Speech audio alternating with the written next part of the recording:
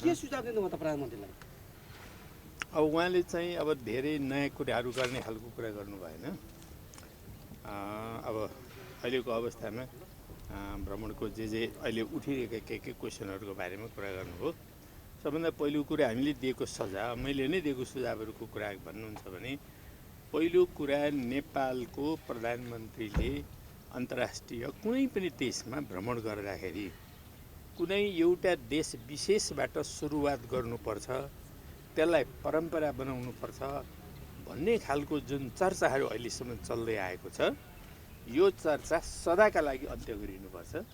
कुनै पनि देशको प्रधानमन्त्रीले आवश्यकता बमोजिम विश्वको कुनै पनि देशमा पहिलो भ्रमण गर्न सक्छ। यो एउटा सार्वभौम देशको कुरा हो। त्यसकारण यसमा कुनै परम्परा बाँध्नुपर्ने खालको कुरा होइन यो भन्ने पहिलो सुझाव।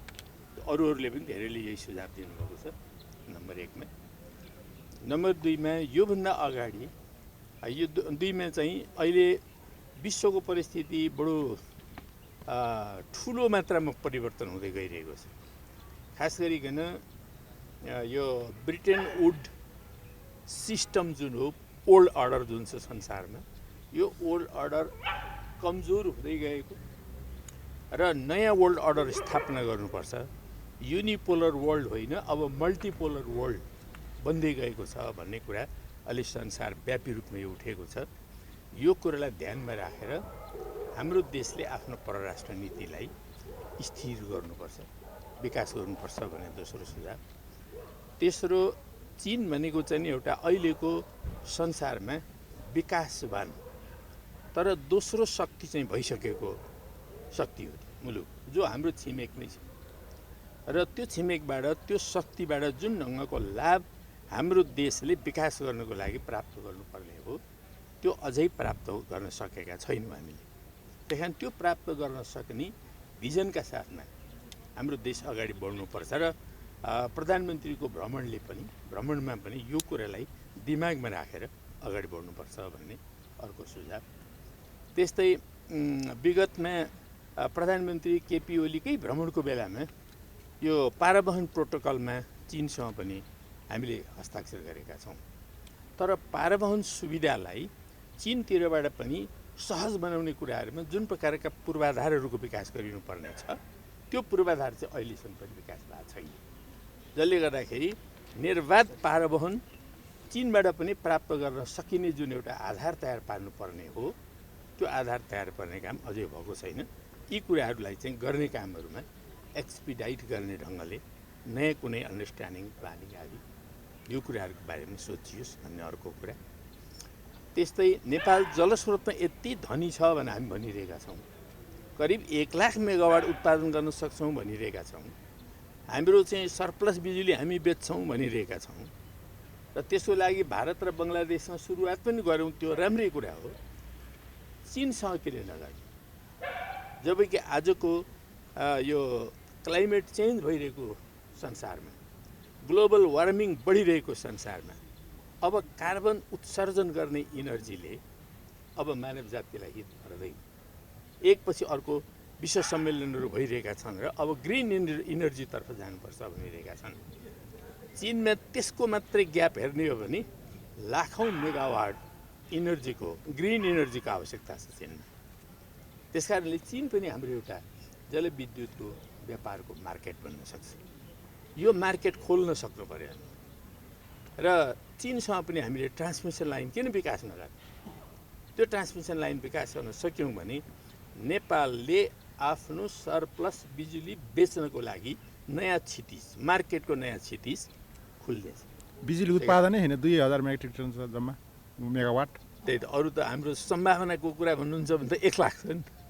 त्यस कारण यो विकास गर्दै जाने क्रममा हामी यति मात्रै विकास गर्दाखेरि त यो मार्केट खोज्नको लागि चाहिँ निरन्तर लोड सेडिङ छौँ भने भारतबाट नल्याउँदा हो। अनि त्यो कुरा उतातिर गर्ने हो भने उता पनि आवत जावत दुइटै कुरा हुनसक्छ। बिजुली ल्याउनु बिआरआईका प्रोजेक्टमा के भएको कुरा ठ्याक्कै म आउँदैछु। हजुर। अनि यो कुरा अर्को एउटा महत्त्वपूर्ण कुराहरू हामीले गरेका छौँ। त्यस्तै अब हाम्रो देश र चीनको बिचका नाकाहरू खोल्ने कुराहरू, हामीले नाका खोल्ने प्रस्ताव गऱ्यौँ। चीनले ठिक छ त्यसो भए 14वटा नाका खोलौँ नि त भन्यो। खै 14वटा नाकाहरूमा हाम्रो पूर्वाधार बनाउने पहल। यो नाका खोल्यौँ भने पो हाम्रो देशको चीनसँगको पनि सम्बन्ध पनि विकास गर्छ, व्यापार पनि विकास गर्छ, हाम्रो देशको स्वतन्त्रतालाई पनि, राष्ट्रिय स्वतन्त्र अर्थतन्त्र निर्माण गर्ने कुरोलाई पनि त्यसले मद्दत पुर्याउँछ।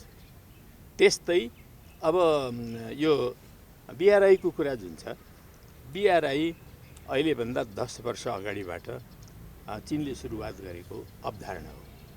यो अवधारणा अहिले विकास गर्दै गर्दै झन्डै एउटा ग्लोबल अवधारणा बनिसक्यो, ग्लोबल प्रोजेक्ट जस्तो बनिसक्यो।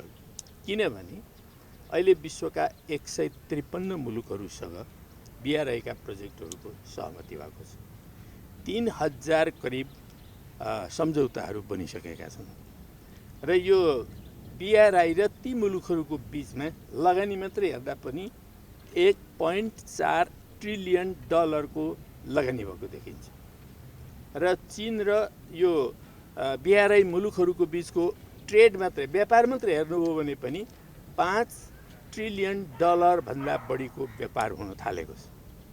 भन्दा मित्रहरू, यो बिआरआई प्रोजेक्ट अब यो चिनिया प्रोजेक्ट भएन, यो अब यो किसिमको एउटा ग्लोबल प्रोजेक्ट हो र संसारका 153 मुलुकहरूले सम्झौता गरिसक्नुको अर्थ के हो भने संसारमा 193 मुलुकहरू छन् जम्मा, करिब 30-40वटा मुलुक त बाँकी रहे।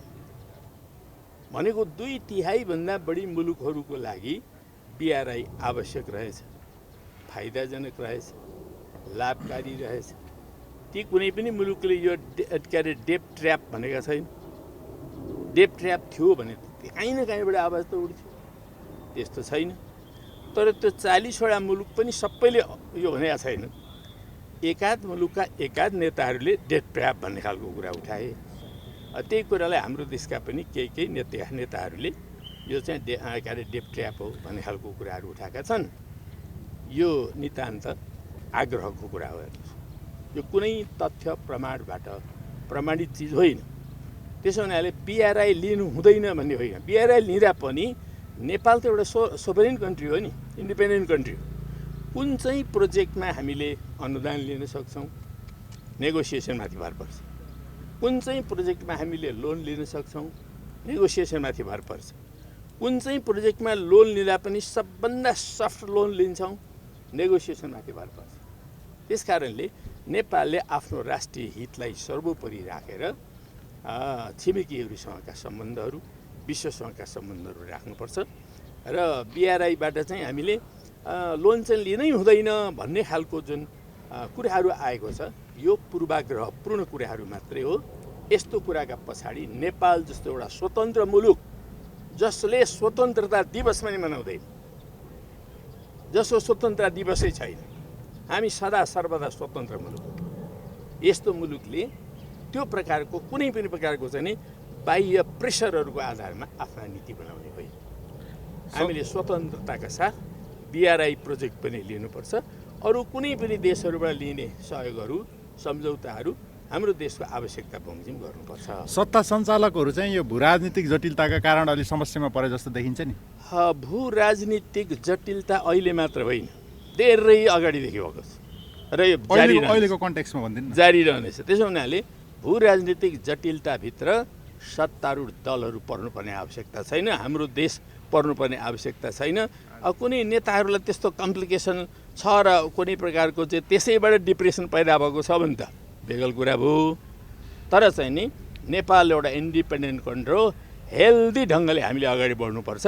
आग्रह गरेर पूर्वाको पासोमा पर्नु हुँदैन। तपाईँ यसो भनिरहँदाखेरि तर सत्तारूढ दलभित्रै बिआरआई चाहिँ अनुदान तिरिन् भनेर त अझै निष्कर्षमा पुग्न सकेको छैन। अहिलेसम्म एक साता छ अब चीन भ्रमणको लागि प्रधानमन्त्री ओली निस्कनलाई। हो, प्रधानमन्त्रीले के भन्नुभयो भने यसपालिको भ्रमणमा चाहिँ म त्यस्तो लोन सम्झौता चाहिँ गर्दिनँ भन्ने खालको कुरा गर्नुभयो। ठिक छ, तपाईँले यो भ्रमणमा लोन सम्झौता गर्नुहुन्न भने यो तपाईँको कुरा भयो। तर चीनसँग लोन लिनै हुँदैन, बिआरआईसँग लोन लिनै हुँदैन भन्ने नीति बनाउन लागि हो भने यो चाहिँ असाध्यै आपत्तिजनक कुरा हो भन्ने कुरा हामीले राखेका छौँ।